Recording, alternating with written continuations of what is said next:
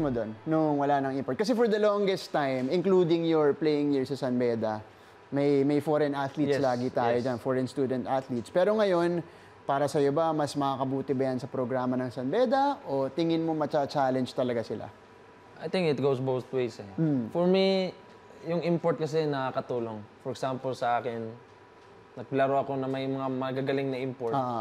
Hindi na ako nahirapan mag-adjust sa PBA, when it comes to World Cup. Tama. Kasi tougher competition. International, yes. Pero yung upside naman doon, yung mga big band naman natin na pure Pinoy, medyo nababawasan din ang playing time due to that, di ba? But I think sa akin, it's a challenge . So kung magaling siya, you should outwork him na kaya mo naman siya. No? Kasi naaawa na ako sa foreign athletes natin. Kasi tayo nga, di ba? Gusto natin yung Pinoy pupunta ng ibang bansa para ma-proud tayo. Oy, mga players natin nandun na nakapasok sa college, mag-NBA, di ba? Proud na proud tayo. Sila din, gano'n lang naman din sila. Yung intention nila dito. They just want to come here. Make a name. Gusto lang nila mag-graduate. Yun naman yung pinaka-importante. Gusto lang kasi mahirap din sa lugar nila. Tama. So, yun. Kasi sa akin naman, mga import natin, mga mababait naman .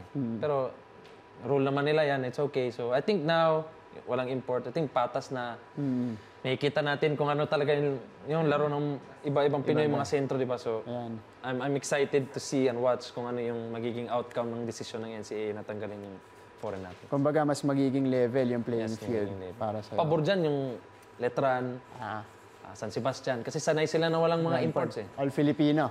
So, this is San Beda at sa ibang mga imports. Ito na challenge naman nila na wala na tayong import.